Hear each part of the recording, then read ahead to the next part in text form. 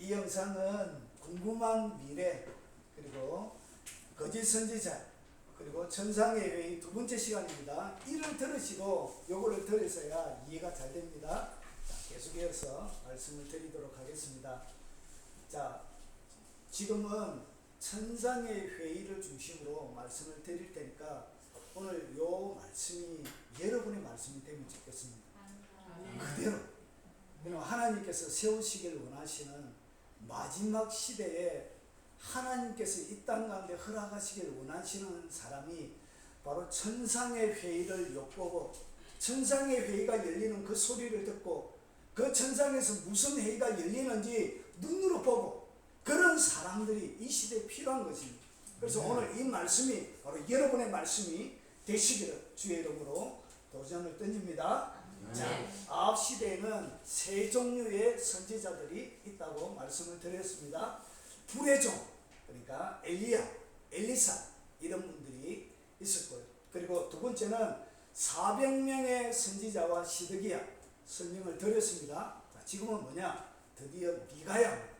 이 미가야는 영적으로 가장 암울한 시대이고, 그리고 온 백성들이 타락한 그 시대임에도 불구하고 영적인 회의를 엿볼 수 있는 하나님의 사람이었습니다.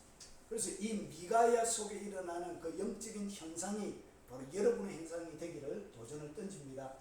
자, 400명의 선지자와 미가야를 불른 거예요. 아합과 여호사밧이. 그런데 이 미가야는 선견자입니다. 선지자와 선견자는 조금 다릅니다.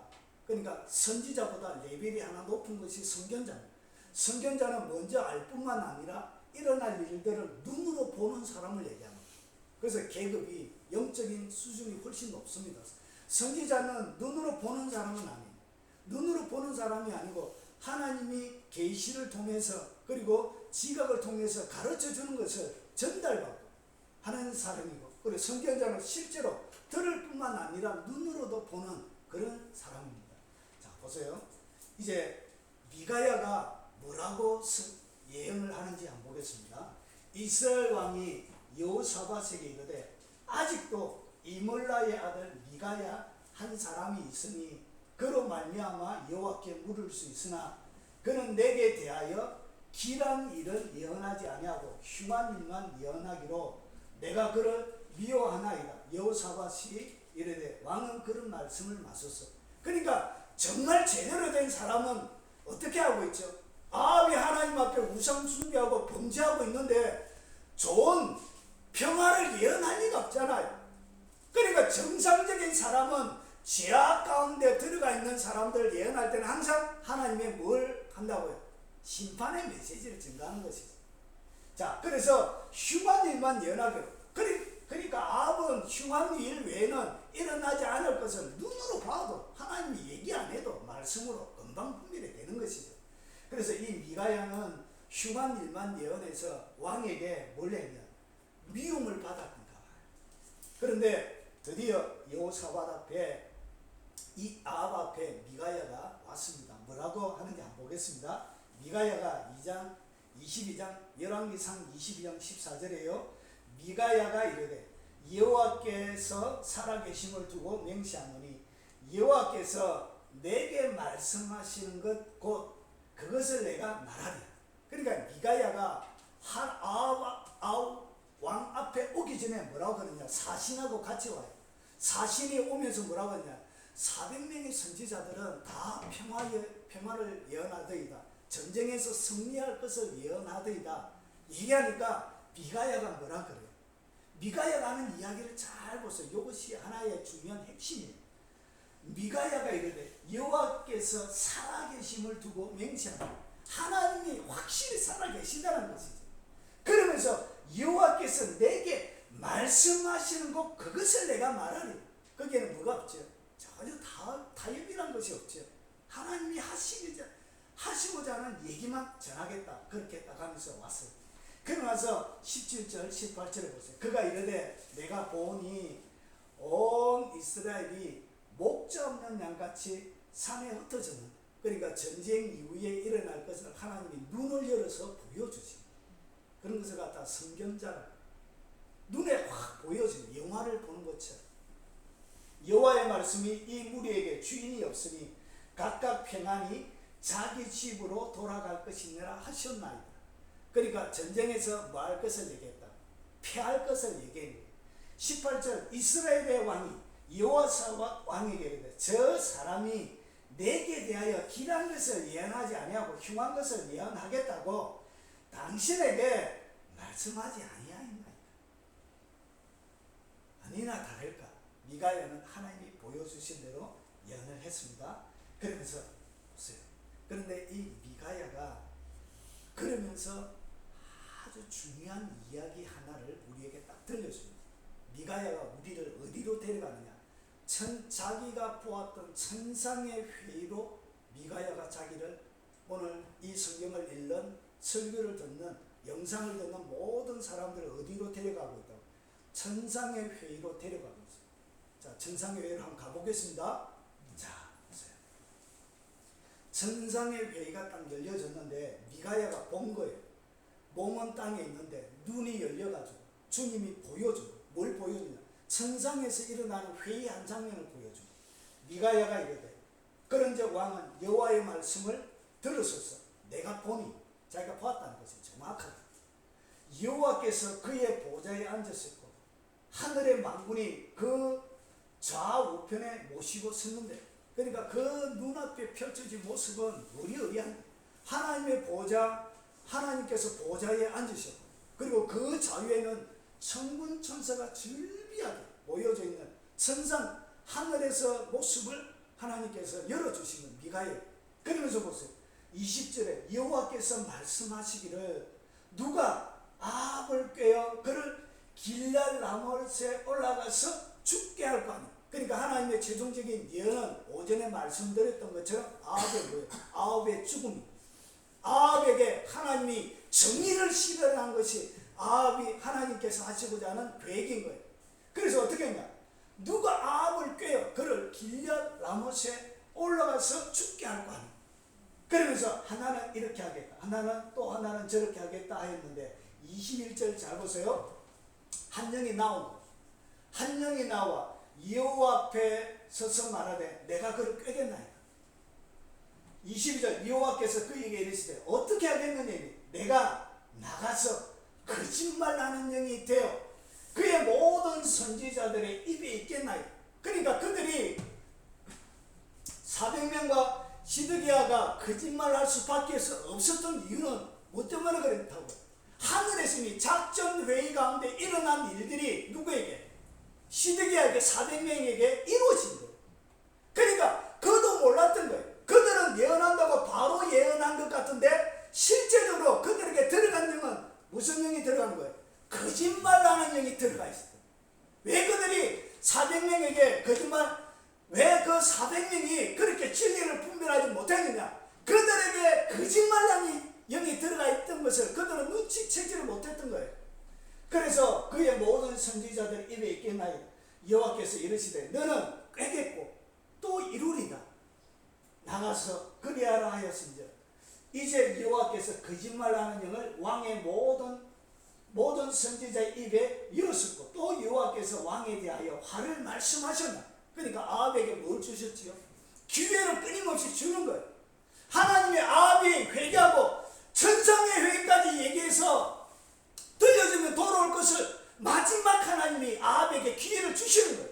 천상의 회에서 하나님이 뭐라고 계획을 갖고 계시고 어떤 일이 일어난지를 아합에게 눈을 열어서 미가야를 통하여 눈을 열어서 가르쳐 주는데도 어떻게 했냐? 아합은 자기가 좋아하는 것을 하나님이 보여주고 하나님이 가르쳐 주는 것을 선택한 것이 아니고 말씀을 선택한 것이 아니고 자기가 듣고 싶고 자기가 좋아하는 것을 선택한 것이 미가야 한 사람이 아니라 다수의 선지자들이 얘기하는 그 거짓말하는 예언을 그가 수용을 했던 거예요. 그래서 죽는 거예요. 그런데 보세요. 하나님의 보좌의 특징을 아셔야 돼요. 여러분 왜 이 예언이 잘못될 수 있느냐? 여러분 보세요. 하나님의 보좌를 잘 보세요. 의와 공의가 주의 보좌의 기초. 하나님은 주의 하나님이 앉아 계시는 보좌의 기초가 뭐라고? 공의입니다. 의. 아니라 모든 세상을 심판하고 이끌어간다. 그래서 보좌의 기초 자체가 뭐라고요? 그게 공의라는 것이죠. 공의. 그런데 아합은 하나님의 공의에 한참 벗어나 있는 거예요. 그런데 그 보좌에서 흘러내리는 그 이야기, 하나님의 말씀이 공의와 다른 이야기가 될 수가 없는 것이죠. 그리고 보세요. 인자와 진실함이 주 앞에 있나이다. 공의와 의를 집행하기는 하지만 그럼에도 불구하고 아합이 회개하고 나오면, 이 세상의 모든 사람들이 회개하고 나오면 그 앞에는 뭐가 있다고? 인자가 있는 거예요.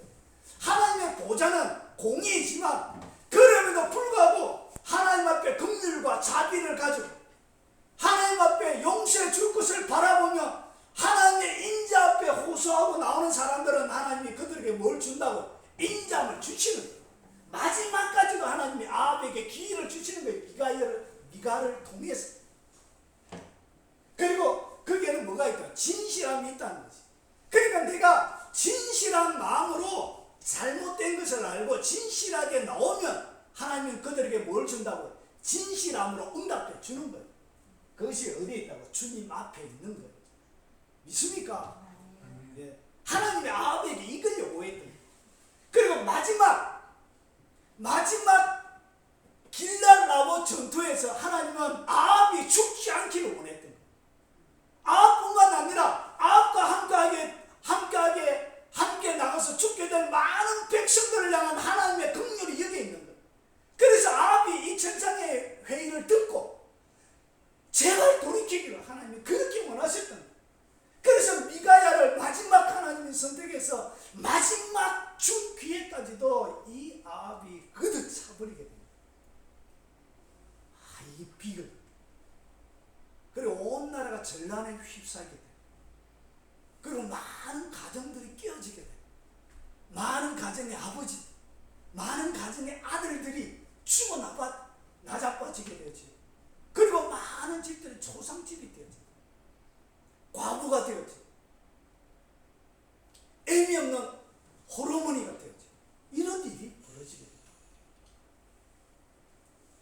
악을 행하는 것은 왕들이 미워할 바입니다. 그러니까 왕들이 미워해야 되는 것이 뭐냐? 악을 행하는 것. 그럼 왕은 악을 행하면 안 되는 거예요.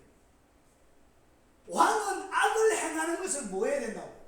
미워해야 돼요. 그래서 악을 행하는 것은 왕들이 미워할 바이니 이는 그의 보좌가 공의로 말미암아 굳게 서립니다. 그러니까 보좌는 무엇으로 세워진다? 공의로. 근데 아합이 공의가 완전히 무너집니다. 그 나라에는 공의가 없는 거예요. 여러분 호세아, 아모스 한번 읽어보십시오.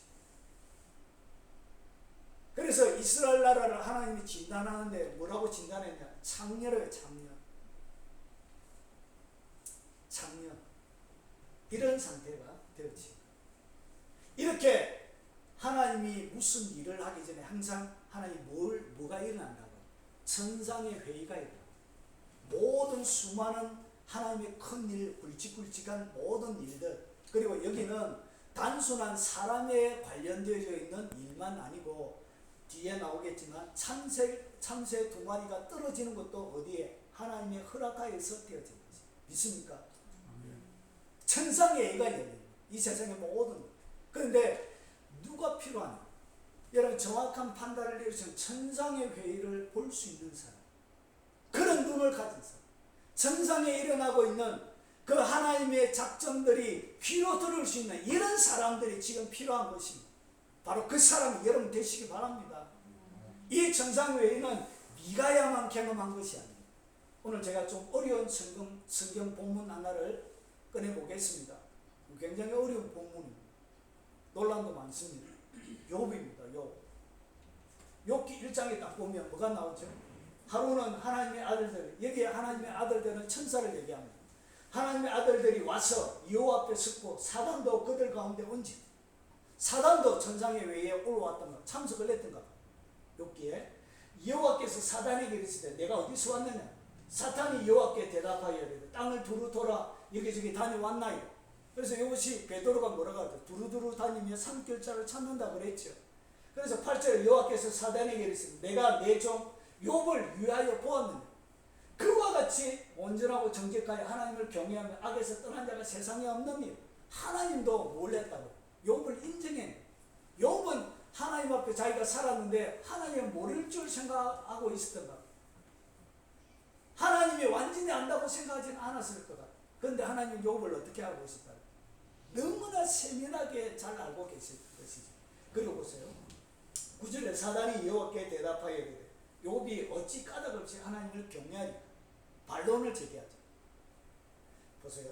주께서 그와 그의 집과 그의 모든 소유물을 울타리로 두르신 때문이니 아니니까 주께서 그의 손으로 하는 말을 복되게 하사 그의 소유물이 땅에 넘치게 하셨습니다. 이제 주의 손을 펴서 그의 모든 소유물을 치소서. 그리하시면 틀림없이 주를 향하여 욕하지 않겠나이까. 그러니까 하나님이 마치 뭐 하는 것처럼 보여요. 그렇게 하나님을 경외하고 악에서 떠나고 온전히 정직하게 하나님을 섬기는데 하나님이 뭐 하는 것처럼 보여요. 이 사단의 말에 꾀임을 받아가지고 자기를 그렇게 온전히 섬기고 정직하게 하나님 악에서 떠난 그 사람을 심판 내리는 분처럼 오늘 성경이 설명이 되어져 있잖아요. 그래서 이것이 뭐라고요? 어려운 본문이 됩니다. 어려운 이야기가 됩니다. 그러니까 이해가 되시죠? 그런데 잘 보세요. 여호와께서 사단에게 이르시되 내가 그의 소유물을 다 내 손에 맡기노. 아, 이거 좀 너무하잖아. 하나님을 그렇게 경외하는데 하나님이 사단에게 욥을 맡긴 거예요. 아, 이거 도대체 무시해야 되는 게 이게 하나님이 이럴 수가 있나? 아, 이거 생각까지 하나님 성격만 뺄 거 없네. 하나님이 키가 얇아가지고 사단이 하는 꾀임을 쓰는 것 같겠네. 이야, 이렇게 하면 하나님 믿기가 상당히 곤란한데. 아, 이거 하나님 어찌 믿겠나 이렇게.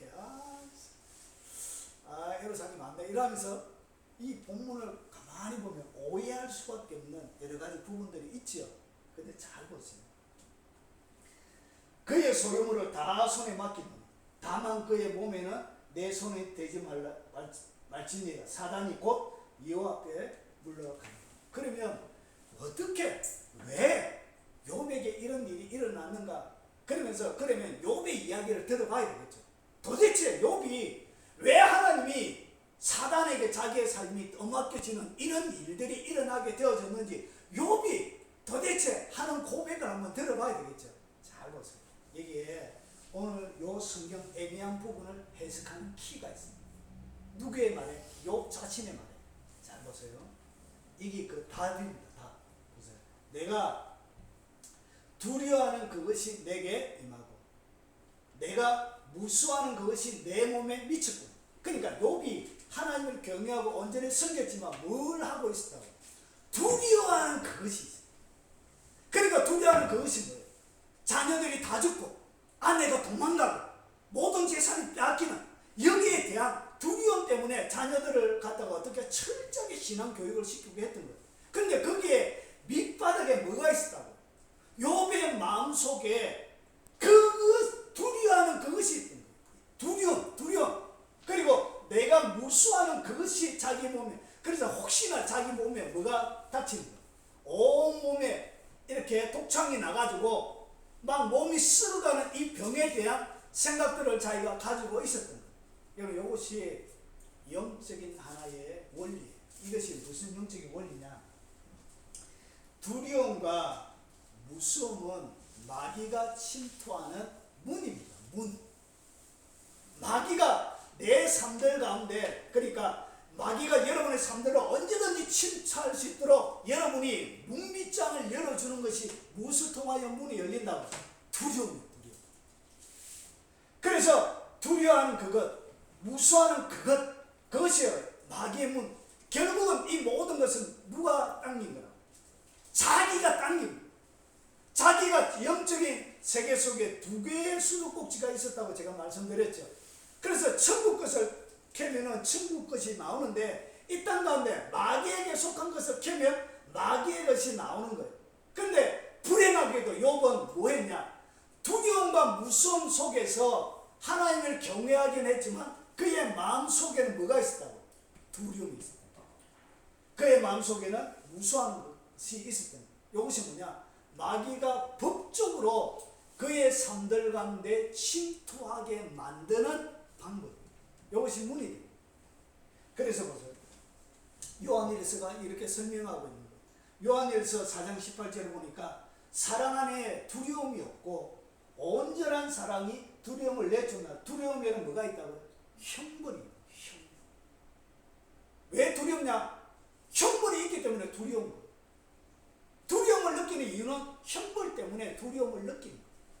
결국은 이 두려움, 그래서 두려워하는 자들은 사랑 안에서 온전히 이루지 못합니다. 결국은 하나님의 그 사랑 안에서 뭐하지 못했다고? 온전함이 이루지 못하게 됩니다.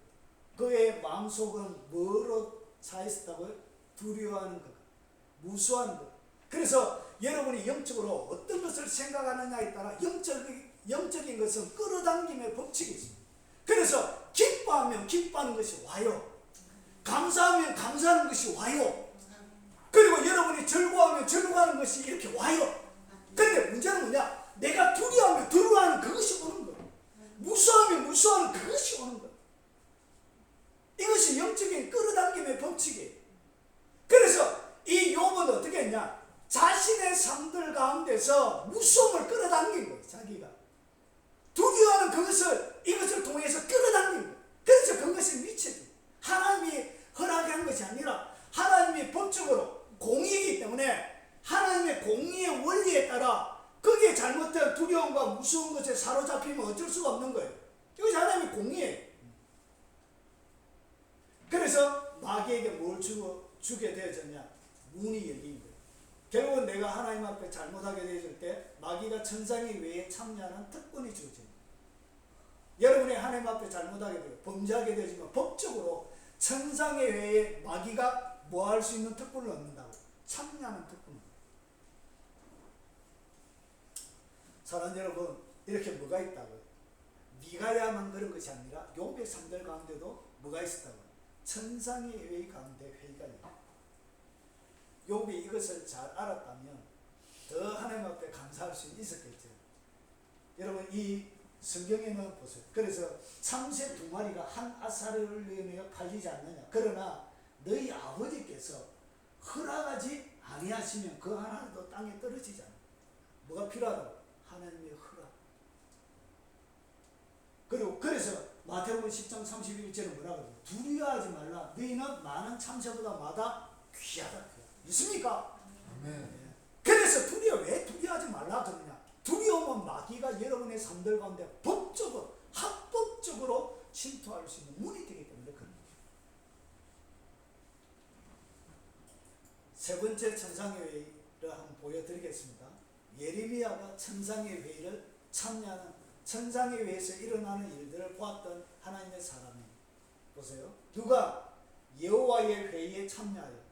여러분, 이것은 보지 아니하면 모르는 거예요. 예레미야가 뭐라 그러죠? 누가 여호와의 회의에 참여하여 그 말을 알아들으니, 누가 귀를 기울여 그 말을 들었느냐. 보라, 여호와의 노여움이 일어나 폭풍과 겨울이 바람처럼 악인의 머리를 칠 것이라. 여호와의 진노가 내 마음에 뜻하는 바를 행하여 이르기까지는 그치지 아니하나니 너희가 끝날에 그것을 완전히 깨달으리라. 그리고 이 선지자들은 내가 보내지 아니하였어도 다른지라. 내가 그들에게 이르지 아니하였어도 연하였습니다. 그들이 만일 나의 회의에 참여하였더라도 내 백성에게 내 말을 들려서 그들의 악한 길과 악한 행위에서 돌이키게 하였으니. 결국은 천상의 회의에 참여하고 나서 이 땅 가운데 담아내는 메시지는 뭐죠? 악한 길과 악한 행위에서 고치는 하나님 앞에 온전히 하나님을 섬기면서 살아가는 그것이 열매로 드러나게 되는 거예요. 천상회의는 이렇게 하나님의 공의가 정의가 실현되지는 그 내용으로. 그래서 우리가 굳이 천상의 회의에 참여하지 않아도 이제 여호와의 보좌의 기초가 뭔지를 알았죠. 그것이 뭐죠? 공의와 정의. 하나님의 모든 천상의 회의는 공의와 정의, 그리고 긍휼과 자비를 구하는 자에게는 인자와 진실함으로 그렇게 회의가 진행이 돼요. 모든 회의의 흐름은 그렇게 일어나게 되는 거예요. 자, 그래서 예레미야도 뭐 했다고요? 하나님의 회의를 보았던 사람. 그래서 그는 40여 년 동안 한 명도 회개하지 않았어요. 42년 사이 했는데 쉽게 얘기하면 전도를 한 명도 못한 거예요. 42년 동안 뭐 사역을 했는데 한 사람도 돌이키지 못한 거예요. 쉽게 얘기하면 전도를 한 명도 못했다 그 말이에요. 뭐한 거예요? 예를 들면 지금 42년 사역해가지고 한 사람도 전도 못하고 천국 백성 못 만들고 예루살렘 거리를 왕다여 돌아봐라. 하나님과 공의를 구하는 한 사람으로 찾으면 예루살렘 용서해주겠다 했는데 몇 명도 못 찾았지요? 한 사람은 못 찾았다. 그래서 예루살렘이 멸망한 것이죠. 그런 천상의 회의를 본 거예요. 천상의 회의를 이 땅 가운데 담아내면서 살았던 거예요. 그래서 보십시오. 천상의 회의는 하나님과의 관계를 회복시키지 않고 계속 죄 가운데 머물게 하면서 복과 평안을 예언한 것은 모두 뭐라고요? 거짓말입니다. 거짓말. 다 거짓말이에요. 거짓말. 죄 계속 짓고 그래도 하나님 복 준다 이러면 그딴 말짱 거짓말이에요. 천상에 의해서 뭐가 일어난지를 모르는 사람 이해가 되시죠? 이 천상회를 보죠. 시대마다 모든 흐름들은 같지만 하나님이 하는 방식은 다 다르다. 앞에는 거짓말 하는 영이, 그리고 이번에는 사단이. 그래서 내용이 다 다른 거예요.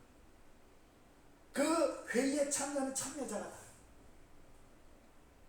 그 영적인 흐름을 읽을 수 있는 사람이 필요합니다. 자, 그러면 중요한 여러분 천상의 회의에 참여하는 여러분들 되시고 싶으시죠? 예? 제가 비밀 한번 가르쳐 드려 볼까요?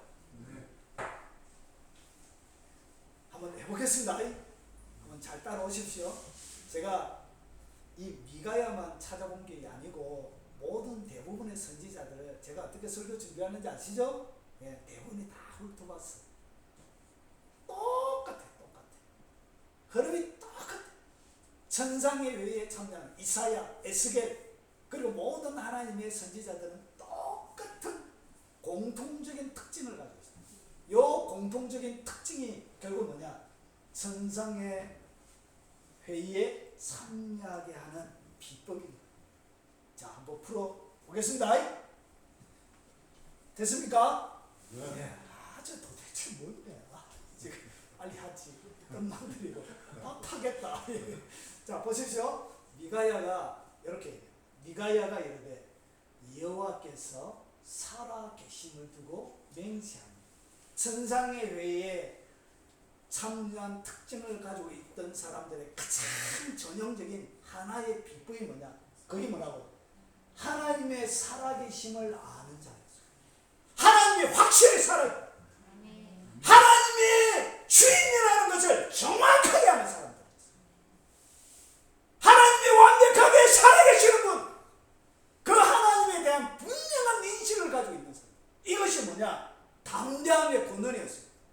이 땅 가운데 인간이 뭐라고 하든지 공갈 협박하고 어떤 압박과 핍박과 위협과 협박을 가하든지 그게 문제가 아니었던 거예요.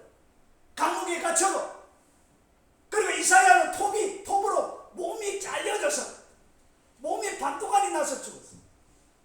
그렇게 고통을 당해도 여러분 도마 선지자가 인도에 가서 어떻게 죽은지 아시죠?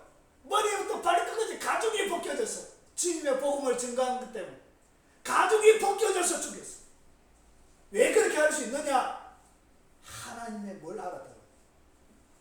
하나님이 살아계시다는 것을 확실히 알았다. 그래서 그것이 뭐냐? 그의 모든 삶의 담대함의 권한인 거예요. 그래서 천만인이 나를 둘러 진칠지라도 다윗이 그러잖아. 나는 두려워하지 않노라. 누가 알았다고요? 하나님이 계시다는 것을 확실히.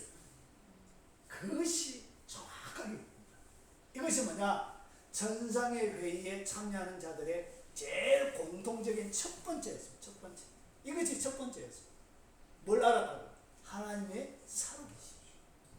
여러분의 삶들 가운데 여러분의 인생을 주관하고 계신 그 하나님을 믿습니까? 아멘. 네. 여러분 실망하고 좌절하지 마시기 바랍니다. 그분이 계십니다. 그분. 네. 이것이 내가 손에 잡히는 것도 없고 눈에 뵈는 것도 없고 그래도 내가 어떤 순간에도 담대함을 유지할 수 있는 그 능력의 권한이 돼. 하나님의 그 살아계심. 이것만 있으면 여러분 세상이 감당하지 못하는 사람이 되는 거예요. 이것이 바로 그 가장 깊은 뿌리 가운데 있는 가장 깊은 뿌리. 두 번째, 자, 여호와께서 내게 말씀하시는 것 그것을 내가 말하리. 400명 대 1이에요. 400명이 똑같은 평화를 예언하고 있고, 그리고 자기 혼자예요. 여러분 400명과 400대 1인데 그쯤 되면 위압감이 들지요. 눌릴 수 있지요. 그럼에도 불구하고 뭐하냐? 말씀에 대한 철저한 순종. 하나님이 뭐라고 얘기하시면 400명이 뭐라 하든 왕이 뭐라 하든 거기에 대하여 말하지 않는다고, 굴하지 않는 마음이. 그래서 하나님은 어떤 자를 쓰냐? 하나님의 살아계심을 알고, 그리고 그 말씀에 대한 철저한 순종. 하나님이 말씀하시는 것에 대한 순종. 그래서 환상과 예언과 계시 이런 게 아니에요. 뭐에 대한? 여러분 이것을 아셔야 돼요. 성경은 누가 기록했습니까? 하나님의 말씀 맞지요? 성경 하나님의 말씀이라고 여러분 보시지요? 그런데 하나님의 말씀이 하나님이 지으셨던 성경인데, 이 성경과 다른 하나님께서 주셨다는 환상과 예언과 계시 수많은 것들이, 이것이 하나님이 지었던 책이라면 환상과 예언과 수많은 여러가지 예언들, 이런 것들이 성경과 다를 수 있습니까? 없습니까? 여러분 상식적으로 생각해봐요. 다를 수가 없지요. 이게 성경이 하나님의 말씀이라면. 근데 어떻게 이 하나님이 성경을 기록하신 분도 하나님이시고 환상과 예언과 계시를 주시는 것도 하나님인데 이 두 분이 다를 수 있냐는 것이죠. 다를 수가 없는 거예요. 그러면 뭐가 틀릴 수 있다고? 더 하나님을 정확하게 알았던 하나님의 선지자들, 하나님을 깊이 있게 천상의 외를 넘나드는 사람들이 지었던 이 감동으로 기록된 성경이 훨씬 더 정확하다. 내가 받았던 환상과 예언과 계시와 이런 것들보다. 이해가 되시죠? 그래서 뭘 봐라? 말씀을 봐라. 다를 수가 없어요. 같은 분이 하는데 어떻게 내용이 달라요? 나 그게 이해가 안 가. 아니 같은 분이 하는데 왜 내용이 달라요? 다른 얘기를 해요. 그러면 이 두 분 다 성경도 잘못되고 이것도 잘못됐든지 뭐 하나가 잘못된 거지. 그래서 성경이 잘못된 건 없잖아. 그래서 여기 잘못된 거예요. 잘못된 것입니다. 그래서 뭐가 있다? 말씀에 대한 순종. 그리고 보세요. 3절에 말씀에 대한 뭐가 있다고? 헌신이 있습니다. 자기가 선포하는 말씀에 대한. 27절을 보세요. 27절을 보니까 왕이 화가 났던 거예요. 화가 잔뜩 나가지고 뭐라 하냐? 말하기를, 왕의 말씀이 이놈을 옥에 가두고 뭐 했다고요? 이놈! 아니 이놈을 옥에 가두고, 이놈의 자식 어디 왕한테 왕이 피하는 이런 예언을 해. 이놈을 옥에 가두고. 얼마나 쪼리겠습니까? 하나님의 살아계심을 그가 알지 못하는 사람이나 왕이 공갈 협박하는데 여러분 얼마나 쪼리겠습니까? 이놈을 옥에 가두고 내가 평안히 돌아올 때까지 고생의 떡과 고생의 물을 먹이. 이거는 뭐라고 그러죠? 고상한 표현인데 이 고상한 이렇게 고생을 뜨거운 물 주네? 아주 좋겠다, 배부르겠다 이게 아니고 이것은 엄청 고문해라 그 말입니다. 고생의 떡, 고생의 물 굶겨라 그 말이에요. 굶겨라. 물도 먹이지 마라 그 말입니다. 이해가 되시죠? 이렇게 공갈 협박에도 뭐 했다고? 기꺼이 말씀 때문에 자기의 삶들 가운데 오는 수많은 불이익에 대하여 그는 기꺼이 대가를 지불하는 거예요. 그래서 위협, 옥에 갇힘, 고생의 떡과 고생의 물 이렇게 먹는 것 여기에 대하여 굴하지 않았다.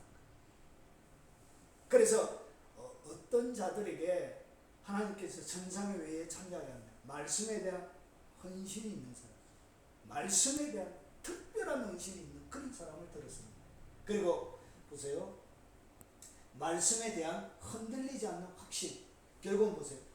28절에 미가야가 이르되 왕이 참으로 평안히 돌아오시게 될진데 여호와께서 나를 통하여 말씀하지 아니하소서. 평안히 돌아오면 여호와께서 나를 통하여 말씀하지 아니하소서. 또 또 이르되 너희 백성들아 다 들을지어. 그러니까 그 앞에서 모든 백성들과 400명의 선지자들 앞에 자기가 확실하게 하나님의 말씀을 받았기 때문에 뭐 할 수 있더라고? 담대하게 선포할 수 있는. 그래서 말씀에 대한 흔들리지 않는 확신이 있어. 이런 사람들을 하나님이 뭐하냐? 천상의 외에 참여함. 이것이 뭐냐? 천상의 외에 참여함으로 주어지는 능력이에요.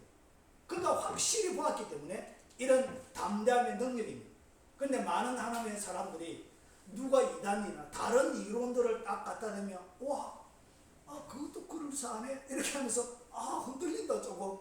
들으니까 이거 확실히 좀 흔들린다 이거. 그거는 원문적으로 다른 해석도 가능하다면 들어보니까 이것도 좀 흔들린다 막 기초가 막 이렇게.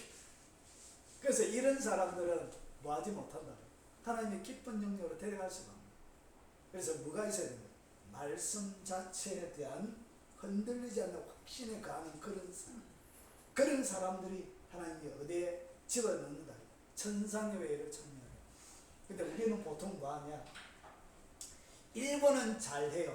1번 잘하고 2번까지는 잘해요.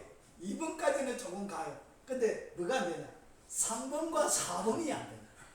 3번과 4번이 안 돼서 깊은 영역으로 못 들어가는. 이거 하나님 말씀대로 딱 하락한 게 이게.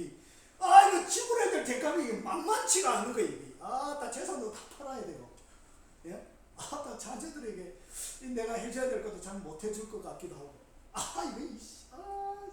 그냥 적당히 좀 하면 된다. 하나님이 적당히 하는 법이었거든. 내 사랑은 내 독자 이삭을 바치라 입히거든. 하나님. 가장 자기 마음속에 중요하게는 그걸 딱 짓거든. 하나님. 다른 걸 안 집어. 여러분이 가장 소중하게 여기는 그걸 하나 딱 집어서 진짜 경외하는지 경외하지 않는지 하나님이 딱 따르거든. 그러니까 이걸 우리가 뭐 하지 못해. 통과를 못해. 그래서 하나님이 새로운 영역이, 그러니까 그걸 딱 아들을 딱 드릴 때 그 다음에 하나님이 뭘 주죠? 대적의 문을 얻는 권세를 그때 줍니다. 대적의 문이 그때서야 열리게 되는데 그 단계까지를 못 가서 뭐가 안 돼요? 깊은 영역 속에 전상의 외에 참여하는 특권을 누리지 못하게 돼요. 3번과 4번이 이루어질지어다 이렇게 될 때 폭발적인 역사가 일어나는 것입니다. 이런 사람을 하나님이 세우기를 원하시는 것입니다. 자, 그러면 북이스라엘과 전체적으로 좀 정리하겠습니다. 북이스라엘과 남유다의 멸망의 이유가 선지자들은 다 똑같아요. 하나님이 주신 메시지이기 때문에 똑같아요. 북이스라엘, 남유다나 메시지가 다르지 않습니다. 똑같습니다. 내 선지자들이 내게 대하여 헛되고 어리석은 묵시를 보았으므로 내 죄악을 드러내서 내가 사로잡힌 것을 돌이키게 하지 못하였더라. 그들이 거짓 경고와 미혹하게 할 것만 모았도다. 근데 보기는 보한 거예요. 하나님이 보기는 봤는데 얘들이 거짓 선지자들이 보기는 보한 거 안 보고 한 게 아니라 보기는 딱 보았는데 하나님이 뭘 줬다고? 엉뚱한 걸 줬다. 자기가 자기 스스로 미혹이 돼요. 그래서 선지자들이 죄악 그리고 사로잡혀서 넘어갈 수 있는 죄악들을 드러내고 하나님 앞에 세워야 되는데 그 일들을 못해요. 그래서 망하게 됐어요. 대적과 원수가 이 예레미야 애가는 남유다가 586년에 바벨론에게 멸망할 때 지었던 성경이 예레미야 애가입니다. 거기 보면 대적과 원수가 예루살렘 성문으로 들어갈 줄은 세상의 모든 왕들과 천하의 모든 백성이 믿지 못하였다. 그러니까 예루살렘이 멸망할 거라는 것은 누구도 세상의 모든 왕들도 그리고 천하의 모든 백성들도 몰랐던 거예요. 왜냐? 예루살렘은 하나님이 지키고 있는 특별한 도성이었거든요. 이방의 나라들은 하나님을 믿고 있었던 거예요. 하나님이 그들의 주라고 믿지는 않았지만 하나님의 능력을 알고 있었던 거예요. 그래서 어떻게 했냐? 세상의 모든 왕들도 천하의 백성들도 대적과 원수가 예루살렘 성문으로 들어간다는 것은 이거는 생각할 수 있는 생각이 아닌 거예요. 이건 도저히 일어날 수 없는 일인 거예요. 그런데 어떻게 일어날 수 없는 일이 일어나냐?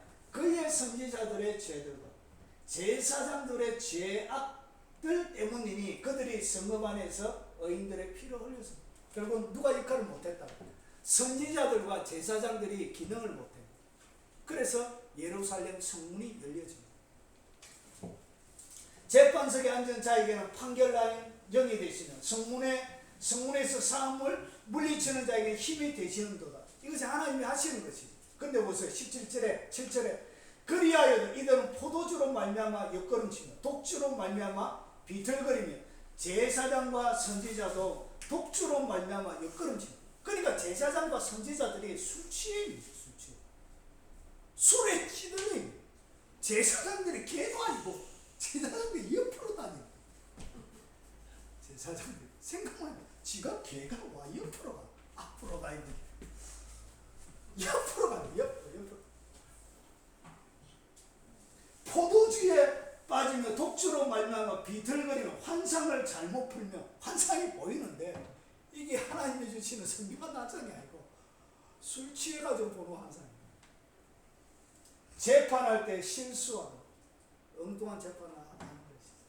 이래서 하나님이 뭐 할 수 없다고 계속 하나님의 공의가 예루살렘을 보호할 수가 없었던 것이죠.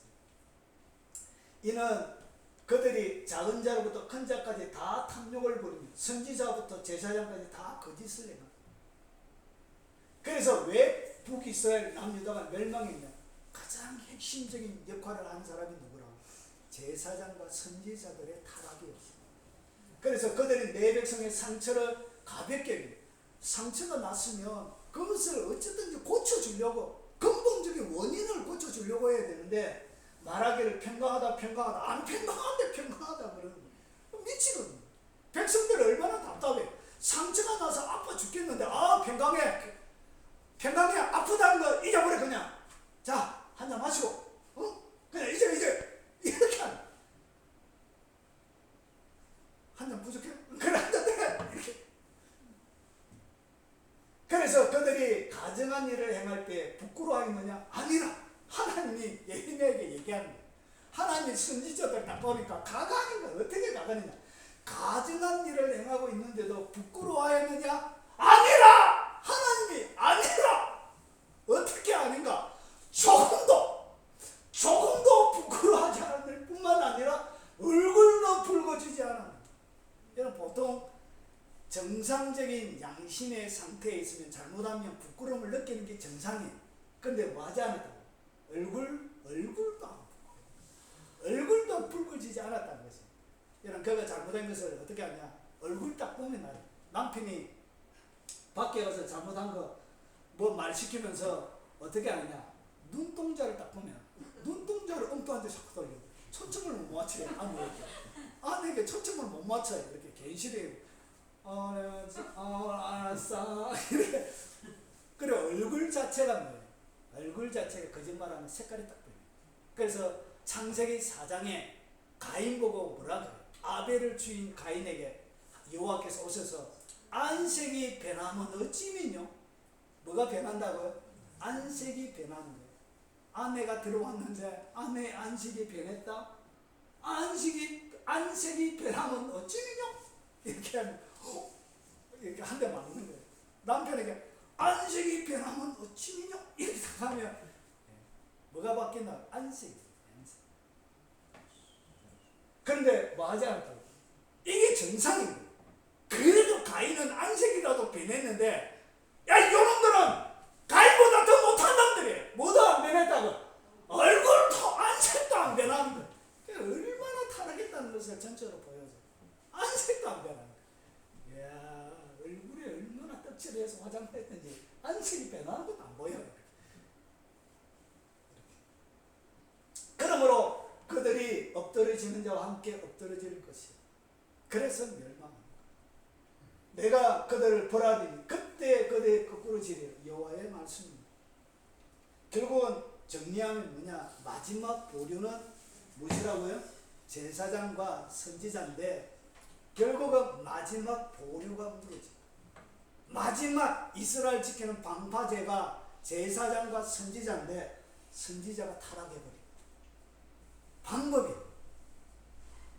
그래서 시대가 여러분 고려도 멸망하고 조선도 멸망했죠. 그래서 나라라는 것이 세워져서 영원히 가는 거 아니에요. 언제 멸망하느냐? 종교가 타락하면 그때 멸망하고, 종교가 타락하면 멸망. 자, 하나님의 진노에 멸망당하는 이스라엘 모습을 한번 보세요. 하나님이 그렇게 인자와 긍휼이 많으심에도 불구하고 하나님이 어떻게 징벌하시는지를 잘 보세요. 여호와여 보시옵소서. 주께서 누구에게 이같이 행하셨는지. 여인들이 어찌 자기 열매고 그들이 난 아이들을 먹음. 하나님 뭐 하신다고? 여인들이 그들의 자식을 잡아먹어. 자식을 잡아먹어. 아버지가 잡아먹은 것도 안 하고 여인들이 자식을 잡아먹어. 역사는 더 되풀이 됩니다. 역사는 항상 역사는 되풀이 됩니다.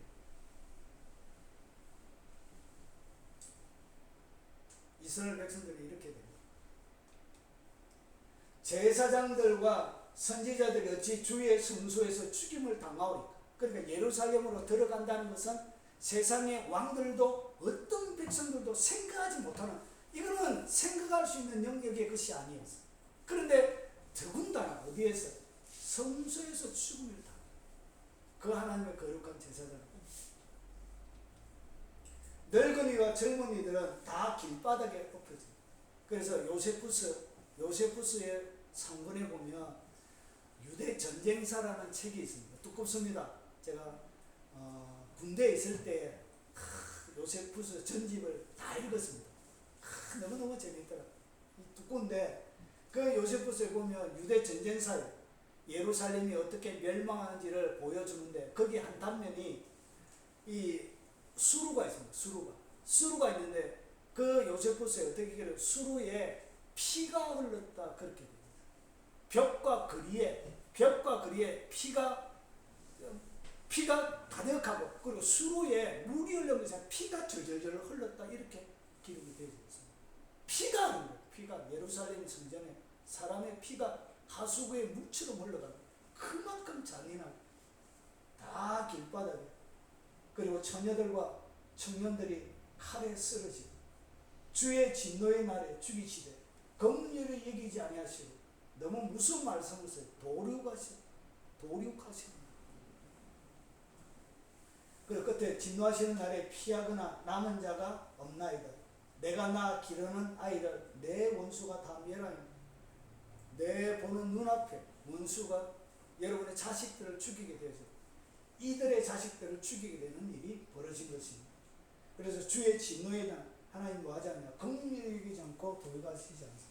도륙하십니다. 이것이 뭐냐? 하나님의 공의입니다. 그래서 죄 때문에 그의 아들을 십자가에 얼마나 잔인하게 하나님께서 죽으신 것을 여러분 잘 보십시오. 그 죄 때문에 그의 하나밖에 없는 아들을 십자가에 못 박아 얼마나 처참하게 하나님이 십자가에 못 박아 죽였는지를 보라는 것이, 그것이 하나님의 공의라는 것입니다. 그래서 여기에 돌이키게 하는 것이 누구냐? 선지자들이죠. 말씀입니다. 자, 마지막입니다. 진노 중에, 그러면 수많은 하나님의 진노 중에 하나님께서 특별하게 지키고 보호하는 자들이 있어요. 그래서 이렇게 수많은 진노가 예루살렘에 있지만 예레미야부터 시작해서 남은 자가 구출을 받게 돼요. 그러니까 하나님의 긍휼을 입어서 죽지 않게 돼요. 남은 자가 있어요. 예레미야도 마찬가지지. 마찬가지죠. 그런데 어떤 자들을 하나님이 보호하셨는지를 잘 보시라. 이것은 역사는 반복 재현이 되어집니다. 성경 말씀 보세요. 여호사밧이 그의 아버지 아사의 모든 길로 행하며 돌이키지 아니하고 여호와 앞에 정직히 행하였어. 그러니까 여호사밧이 어떻게 되었냐면, 보세요. 아람 왕이 이 전쟁이 벌어진 거예요. 아합하고. 그래서 이 여호사밧은 왕복을 입고 있었고 이 아합은 아주 강교한 놈이라서 어떻게 했냐? 사병복을 입고 나간 거예요. 근데 아람 왕이 뭐라고 했냐? 그의 병거 지휘관 30명에게 명령하여 이르되, 최고의 전략, 병거 지휘관 30명에게 명령했는데 너희는 작은 자나 큰 자와 더불어 싸우지 말고 오직 이스라엘 왕과 싸우라 한지라. 그러니까 30명에게는 특별 명령을 내립니다. 병거의 지휘관들이 여호사밧을 보고 그들이 이르되, 이가 틀림없이 이스라엘 왕이라고 돌이켜 그와 싸우려 한 점. 그러니까 30명이 집중적으로 이스라엘 왕을 죽이려고 공격을 했던 거예요. 그러니까 정예 특전사를 명령해가지고 그거 제거 명령을 내렸던 거예요. 그래서 여호사밧만 왕복을 입고 있으니까 여호사밧이 타겟이 돼요. 그런데 보세요. 여호사밧이 소리를 지르는지 그러니까 왕이 아니네 하고 어떻게 하죠? 30명이 아니네 안 죽이고 그냥 온 거예요. 무슨 말인지 알겠죠?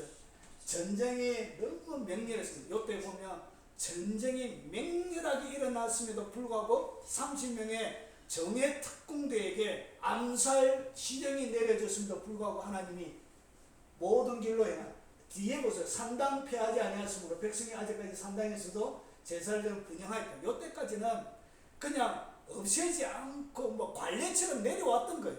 그러니까 이 여호사밧도 없애야 된다는 생각을 못했던 그런 시대예요. 여기까지 이해가 되시죠?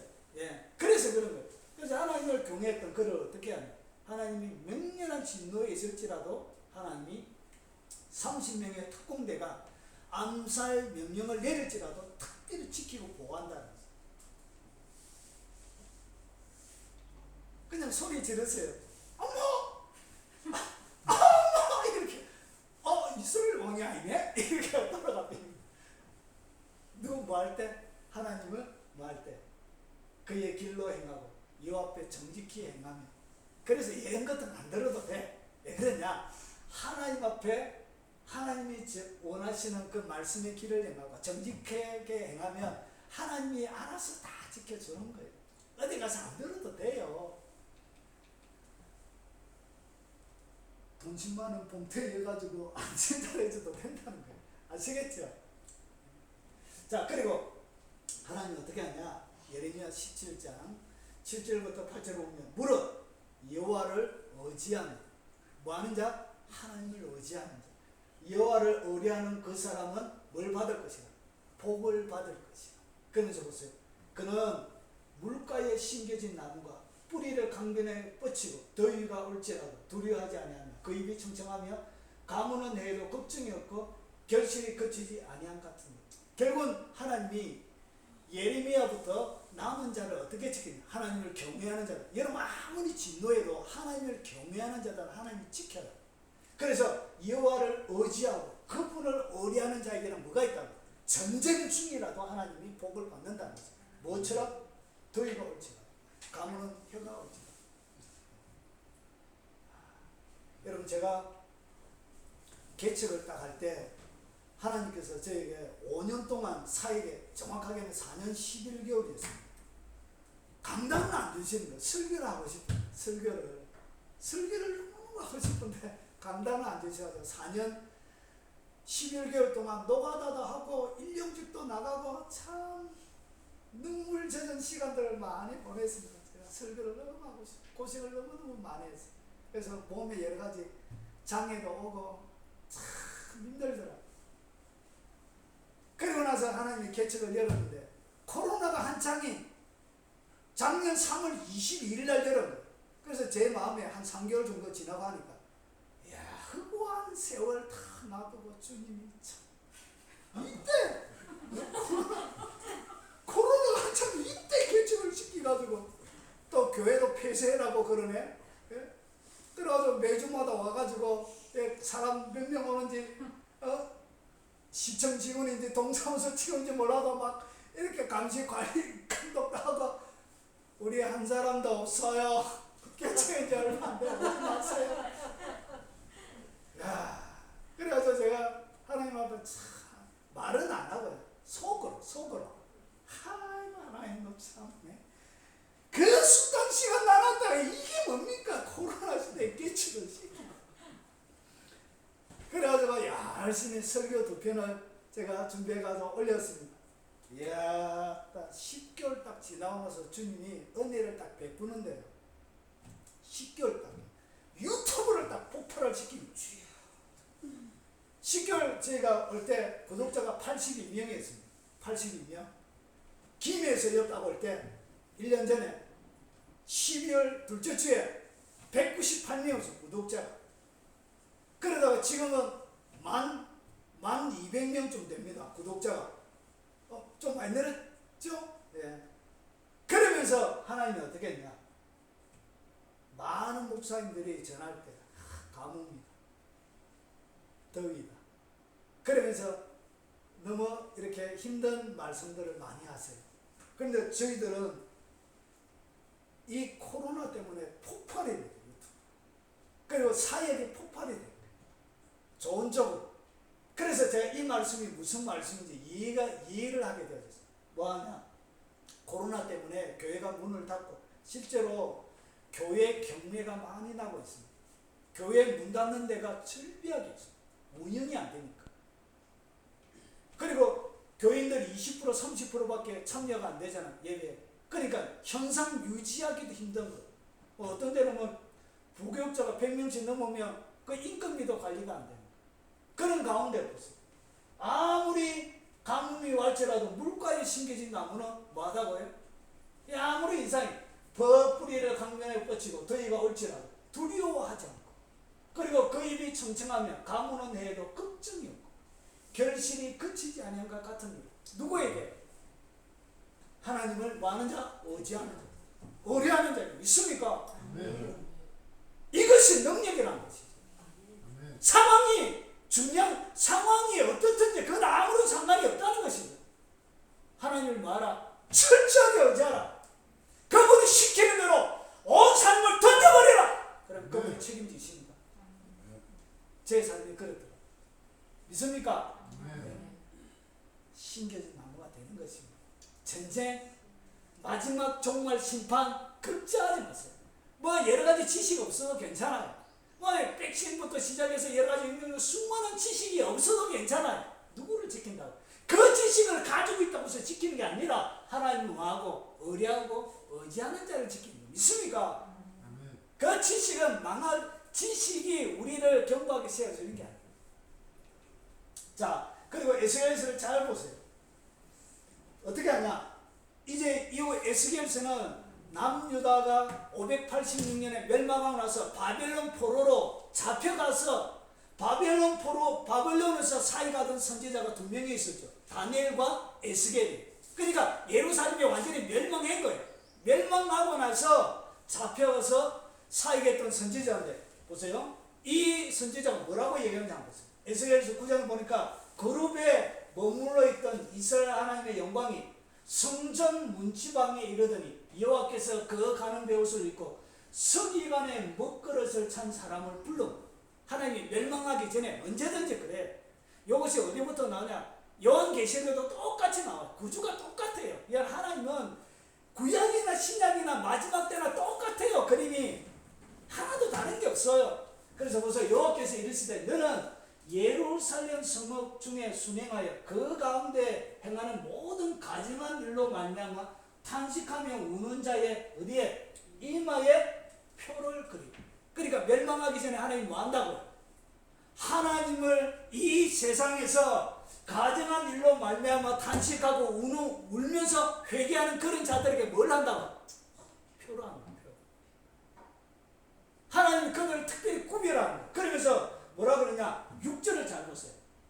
늙은 자와 젊은 자와 처녀와 어린아이와 여자를 다 죽이되 뭐하는 자? 이마에 많은 자. 이마에 표 있는 자에게는 뭐 하지 말라? 가까이 하지 말라. 이것은 하나님 뭐 한다고? 특별히 보호하는 거예요. 그래서 이 세상 가운데서 가증한 일로 통하여 탄식하고 우는 그들을 하나님의 법이 무너진 것 때문에 탄식하고 하나님의 영광이 이 땅 가운데 없어진 것 때문에 가슴 아파하고 힘들어하면 하나님 나라를 위해서 기도하고 몸부림치는 그들을 하나님이 어떻게 한다고? 이사야 에스겔에게 보여주셨던 것처럼 특별히 표해서 하나님 그들을 지켜주십니다. 믿습니까? 똑같아요. 이렇게 하나님 보호하신다. 그래서 여러분 어떤 예언을 듣느냐, 어떤 것을 듣느냐가 중요한 게 아니에요. 중요한 것은 뭐냐? 여호와를 경외하는 것. 내 온 삶을 다해서 여호와를 경외하면 그 사람으로 뭐에 이르게 하고 생명에 이르게 하는 것이라. 그러니까 내 삶이 생명으로 넘쳐나기 위해서 뭘 하면 된다고요? 것입니다. 믿습니까? 그런 거 몰라도 괜찮아요. 누가 축복 안 해줘도 괜찮아요. 누가 축복해줬고 축복되는 게 아니에요. 하나님을 경외하면 그 사람은 생명에 이르게 되는 것입니다. 경외함을 증가시키십시오. 그러면 여러분의 삶들 가운데 경외하는 자에게 생명이 넘쳐나게 되어지고, 경외하는 자는 촉하게 지내고 뭘 당하지 않는다고? 재앙이 당하지 않습니다. 재앙이 물러가는 최고의 비법은 뭐라고요? 하나님을 경외하는 것입니다. 여러분의 삶들 가운데 왜 예언하고 선지자는 사람들 가운데 갑니까? 결국은 재앙 때문에 가는 것입니다. 인생에 생명도 없고, 그리고 내가 살아가는 삶에 만족도 없고, 내 삶들 가운데 재앙이 닥쳐 있는 것처럼 너무나 삶이 고달프고 힘이 든 거예요. 그래서 이 문제를 어떻게 해결해 보려고 여러 사람들을 가서 묻고 질문하고 기도받고 하지만 그것으로 해결되는 게 아니라는 것이죠. 그것은 해결 방법이 아니에요. 뭘 하면 된다고요? 내가 하나님을 경외하기로 딱 작정하는 순간부터 내 인생의 터닝 포인트가 이루어지는 거예요. 그래서 내 인생에 역전이 일어나는 거예요. 누구에 가서 기도받는다고 되는 게 아니라는 것입니다. 이걸 확실하게 살아. 여호와를 경외한 것을 확실하게 딱 정면 행복이 찾아옵니다. 믿습니까? 뭐냐? 재앙이 쏙쏙 비게 하나님 뭐하냐? 가까이 하지 마라. 하나님 명령을 딱 내려. 가까이 하지 마라. 30명의 정예 부대가 와도 내가 엄마야 소리 한번 치고 이스라엘 왕이 아니네 앉아가버린. 이것이 뭐냐? 재앙을 당하지 않게 됩니다. 재앙이 비껴가는 원리. 그래서 여러분의 일생 동안 하나님의 진리에 충실하십시오. 그 말씀하신 대로 정확하게 기록된 대로 여러분 최선을 다해서 하나님을 경외하고 사십시오. 그러면 여러분 삶들 가운데 넘치는 생명, 그리고 만족한 행복한 삶, 그리고 재앙이 비껴가는, 그리고 가장 여러분의 영혼이 최고조에 달할 때 천상의 회의를 참여하게 되는 영광까지 얻게 되어지는 것입니다. 그래서 오늘 이 영상을 접하는 여러분들, 오늘 이 자리에 앉아있는 여러분들, 천상의 회의에 주인공이 되시고 욥처럼 천상의 회의에도 여러분의 이름이 불려지며 하나님의 칭찬이 쏟아지는 진짜 하나님을 경외하는 바로 그 사람이 되시길 주의 이름으로 도전을 던지며 축복합니다.